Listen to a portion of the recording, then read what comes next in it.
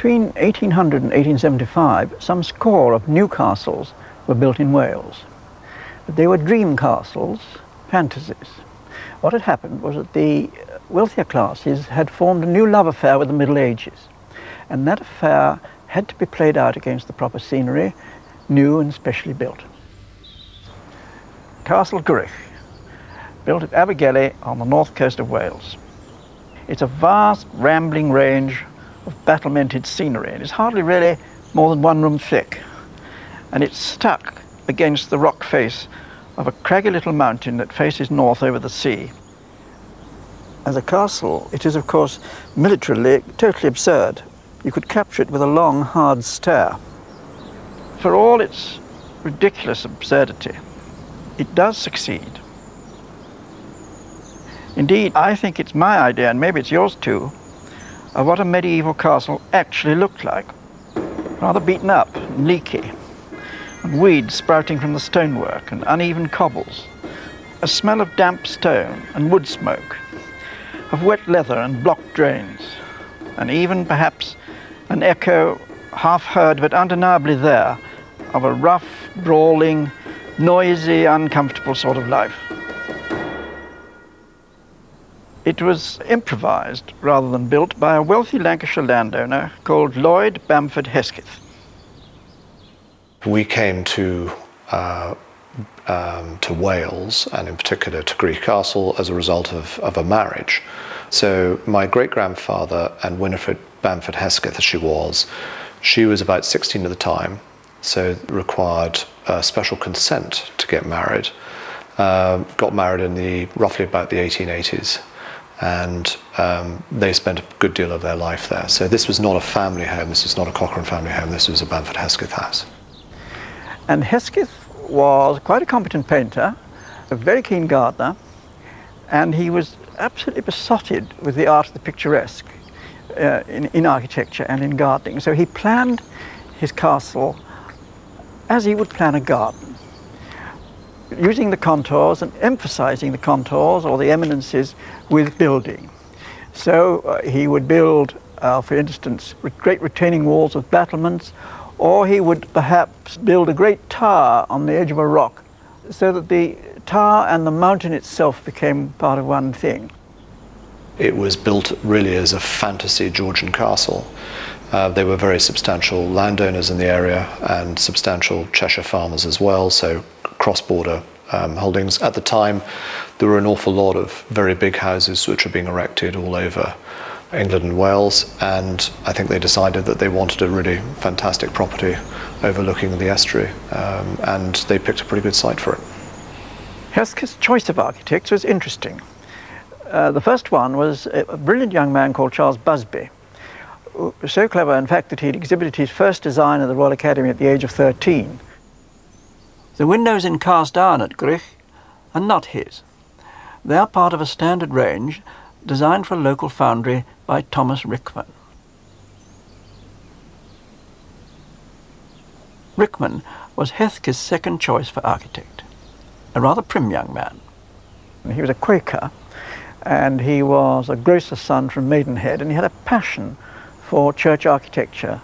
In fact, as a young man, he claimed to have examined personally over 3,000 churches. He was also dotty about toy soldiers and military architecture, and I expect it was perhaps this which got him the job here. In the history of Gwrych, the estate had come down to an heiress twice. The first heiress was Frances Lloyd, who was the mother of Lloyd Hesketh, Bamford Hesketh, who built Gwrych, and the second heiress was Winifred Bamford Hesketh, and she was the only daughter of Robert and Ellen Bamford Hesketh. And Winifred was very unusual. She was very artistic, very intelligent. She managed the estate herself, which was unusual, and she was very interested in politics. But the greatest problem came with her marriage, which was pre-arranged, and she married the 12th Earl of Dundonald when she was 19 years old. What's quite interesting, and what has really come out of Mark Baker's work, is that I actually knew very little about Winifred, because there was clearly a big falling out between my grandmother, or my great-grandmother and my great-grandfather. In fact, after she died, there was a fairly major family court case. She and her husband clearly had different views, and her husband, I know, my great-grandfather, who was a pretty sensible person, said, you know, really, in the 1930s, before, in fact, 1920s, I think he said, before the Depression, people should not be living in houses this big. You know, it's just not realistic in this day and age. You know, you should be moving out, and this house should be turned into a spa. I mean, he suggested that it should be turned into a health spa. And she said, no, this is my home, it's where I grew up, my money, I'm going to stay here. Mind you, it's never been a very cosy house. It faces north, it's gloomy, it's sunless, and in places it's in a really terrible state. But it does have one great internal glory, this great triumphal staircase. It's false, you see, it's a great stage spectacle. It doesn't really lead anywhere or do very much. Hesketh didn't actually build this staircase himself, but my goodness, he'd have loved it. It was built around the turn of the century by his granddaughter, the Countess of Dundonald. Incidentally, somebody seems to have disposed of some of the marble in the bit where it doesn't show, because all this bit here in the middle is concrete. But despite its tragic dilapidation, it still has the remnants of grandeur, even if perhaps decay is lurking behind that painted ceiling and the cornice. This is one of the few rooms, incidentally, in which you can see traces of original splendour. That chimney piece, for instance, looks fine, and so do the carved door cases.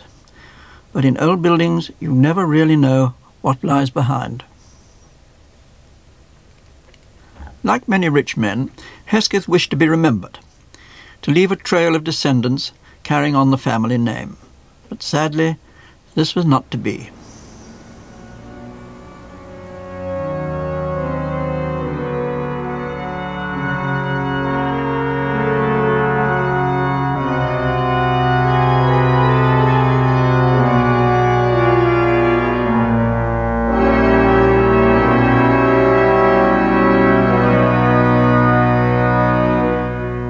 Tiny village church of Abergele, there are panels which have been left to commemorate future Hesketh generations. But they remain blank, and the crest above them a badge of disappointment. While the Countess was suffering from diabetes, she died very suddenly in 1924, and she, as most people, she wasn't expecting to die, but she had her will made, and the will was unusual because she had left the castle, the estate, to the Prince of Wales at the time, who later became Edward VIII, and he declined it. In the second clause, it went to the Archbishop of Wales as a home for retired priests and also as a base for the church in Wales.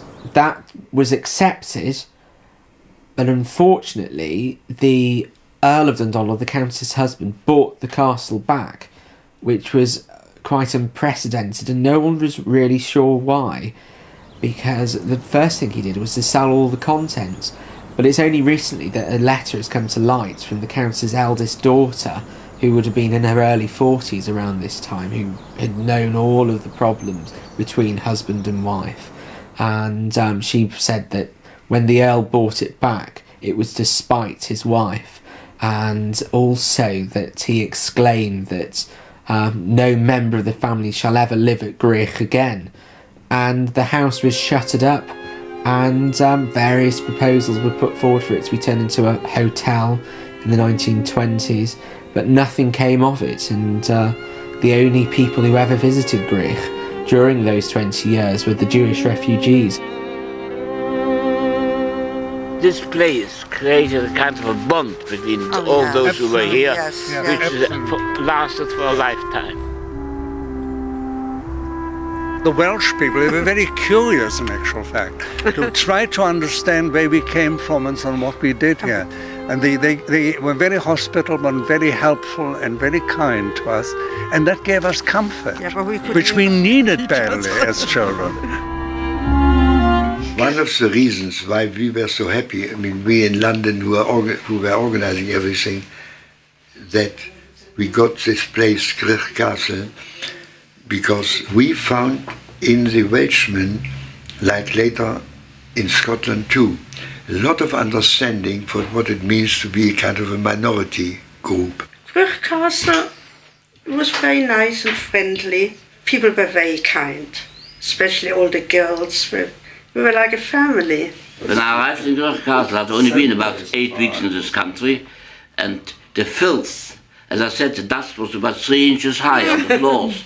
And on top of this, we made the tour of the castle. We found there must have been something like 80 rooms in the castle, and there were 6 toilets in the whole castle. And I thought to myself, my God, for 200 people, 6 toilets. It was fascinating, really, to live in a castle like that. And the times I had there I enjoyed myself because I was amongst boys and girls of my age, a little older, and we had a wonderful, wonderful friendship because they were my parents in a way. They were my uncles, they were my aunts whom I left behind. It was extraordinary. Too painful to revisit the past, only now do they choose to return to their childhood haunt, travelling to a place they haven't seen for over 60 years.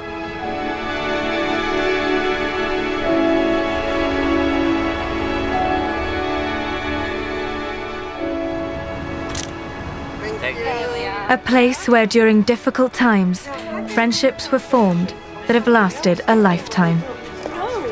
No home, no nothing? No, it's Let me hear you.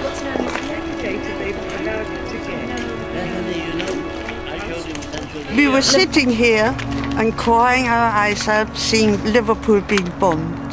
That was our first experience when the war started. I remember when the gatekeeper came up and he said on Sunday morning, 11 o'clock, he said, war has been declared on Germany. Mr. Chamberlain just been on the phone. So we all went hip hip hooray, because we were very happy that somebody was taking on Hitler. Yeah. Now derelict, this Grade 1 listed building can no longer house anyone.